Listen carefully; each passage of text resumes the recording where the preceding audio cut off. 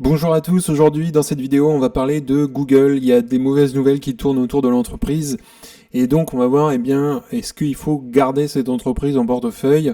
Je vous expliquerai ma position, on valorisera l'action en fin de vidéo.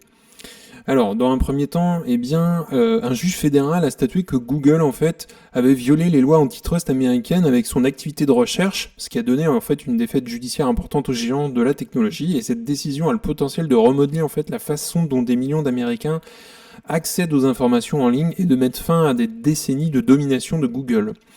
Et donc, ça a des impacts forcément sur les contrats exclusifs, puisque le juge du district américain a conclu que Google est un monopole et a agi pour maintenir son monopole en violation de l'article 2 du Sherman Act.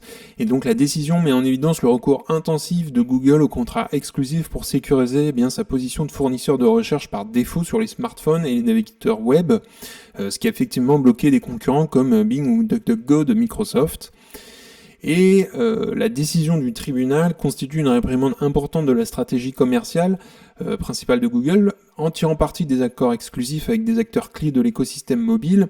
Google a maintenu sa position dominante sur le marché et a facturé des prix élevés dans la publicité, reflétant son pouvoir de monopole en fait. Donc quelques sanctions et puis aussi des recours potentiels puisque la décision du juge Meta devrait donner lieu à d'autres procédures pour déterminer les sanctions auxquelles Google devra faire face. Les remèdes possibles incluent la modification de la manière dont Google met son moteur de recherche à la disposition des utilisateurs et la mise en place d'un écran de choix pour informer les utilisateurs des moteurs de recherche alternatifs. Donc des sanctions financières peuvent également être imposées, bien qu'elles ne constituent pas le principal outil de l'application antitrust américaine.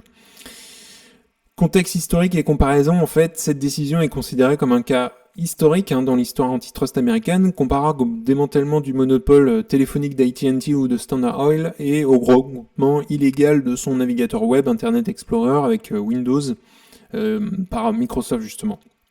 Et donc la décision vise spécifiquement l'utilisation par Google de contrats exclusifs qui ont été jugés illégaux pour les entreprises monopolistiques. Donc forcément, ça réagit sur l'industrie et le marché, et donc la décision a suscité des réactions importantes de la part de diverses parties prenantes. Le procureur général Garland et la Maison-Blanche ont salué en fait la décision comme une victoire pour le peuple américain. À l'inverse, certains experts du secteur comme Kovacevic de la Chambre du Progrès soutiennent que la décision profite plutôt à Microsoft plutôt qu'aux consommateurs. Donc Google, en termes d'intelligence artificielle et puis quelques implications futures, la décision du tribunal aborde également les implications plus larges pour l'intelligence artificielle. Les critiques avertissent que le monopole de recherche de Google, alimenté par de nombreuses données utilisateurs, pourrait lui permettre justement de dominer l'espace de l'IA. Et cette domination pourrait être remise en cause si les accords de recherche par défaut de Google sont restreints, ce qui aurait un impact sur sa capacité en fait à exploiter les données de recherche pour les avancées de l'IA. Alors, concrètement, on a eu les résultats au mois de juillet qui sont plutôt encourageants dans un sens, puisqu'Alphabet a annoncé ses résultats pour le deuxième trimestre et dépasse aussi les prévisions des analystes en matière de chiffre d'affaires et de bénéfices par action, en fait, puisque le bénéfice par action est sorti à 1,89$ sur un chiffre d'affaires de 84,7 milliards de dollars, dépassant les attentes de 1,85$ par action sur un chiffre d'affaires de 84,3 milliards de dollars. En fait, ça représente une augmentation significative par rapport à la même période de l'année dernière. Ils avaient enregistré un BPA de 1,44$ sur un chiffre d'affaires de 74,6 milliards de dollars.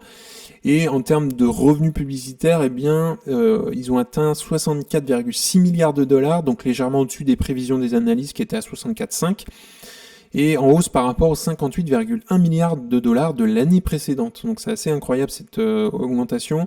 Et les revenus publicitaires de YouTube n'ont pas répondu par contre aux attentes, rapportant 8,66 milliards de dollars pour une prévision de 8,95 milliards de dollars.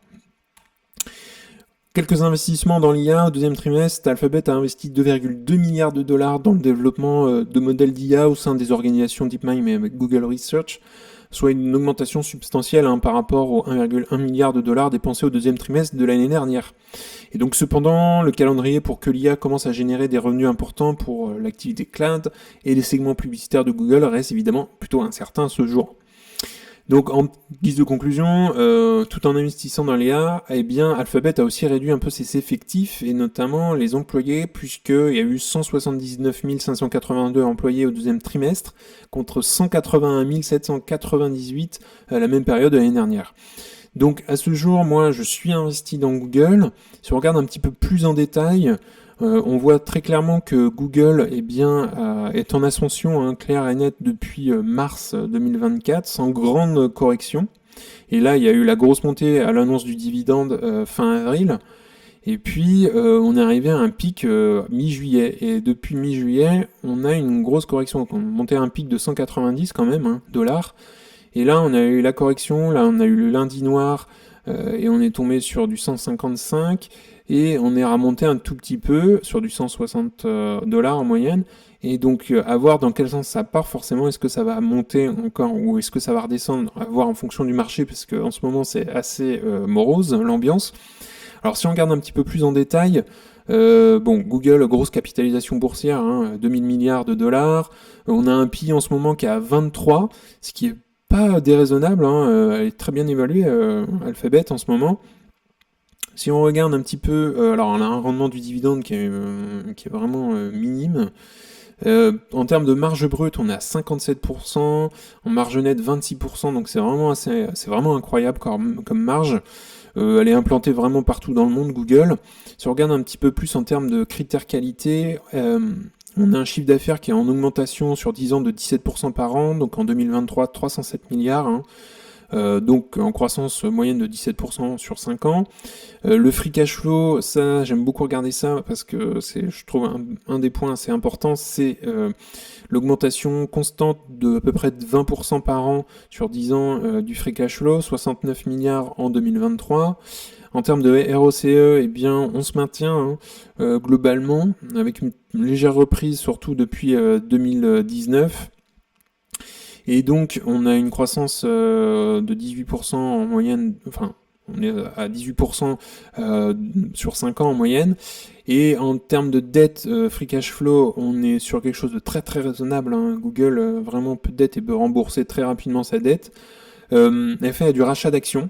Ça, c'est très intéressant. Surtout, elle ne dilue pas ses actionnaires. Donc, ça permet à l'actionnaire d'être plus important, on va dire, dans la société, puisqu'il dispose de plus de parts, puisque Google rachète au fur et à mesure. Et puis en termes de marge free cash flow, j'en ai parlé tout à l'heure, mais voilà, on a toujours été, depuis la création de Google, au-dessus des 20 de marge. Donc c'est assez incroyable, et on est à 22% en moyenne sur 5 ans. Donc on a vraiment que des critères validés, et des critères vraiment de qualité. Alors aujourd'hui, je suis déjà moi actionnaire dans Google, donc si je souhaite renforcer ma position, et c'est le cas, j'ai revu un petit peu mes chiffres en ce moment, et j'étais assez raisonnable, j'ai mis un PI de 20, avec une croissance estimée de 10% par an, donc je reste assez raisonnable, peut-être un peu pessimiste d'ailleurs. Et donc à ce jour, voilà, il faudrait que je renforce. Aujourd'hui, on est à 163 dollars. Je pourrais renforcer ma position. Ça serait intéressant en dessous les 150, quoi, 140, 145 dollars. Ça pourrait être intéressant que je renforce ma position tranquillement. Alors aujourd'hui, on n'y est pas, donc je patiente. Mais très clairement, voilà, je pourrais évidemment renforcer ma position si on a le titre qui corrige très rapidement. En ce moment, voilà, le marché est très instable et on est plutôt en correction, à voir comment ça évolue. Mais voilà pour Google. Dites-moi en commentaire d'ailleurs si vous êtes investi dans Google ou si vous pensez à investir dans Google bientôt, ce que vous pensez des résultats. N'hésitez pas à commenter ça juste en dessous de la vidéo, ça permet d'échanger, c'est plutôt sympa. En tout cas, on en a fini pour aujourd'hui. N'hésitez pas à liker la vidéo, à vous abonner, ça fait grandir la communauté et puis ça me soutient. Si vous souhaitez regarder une autre vidéo, vous pouvez cliquer juste ici. En tout cas, je vous souhaite une excellente journée et à bientôt pour une prochaine vidéo.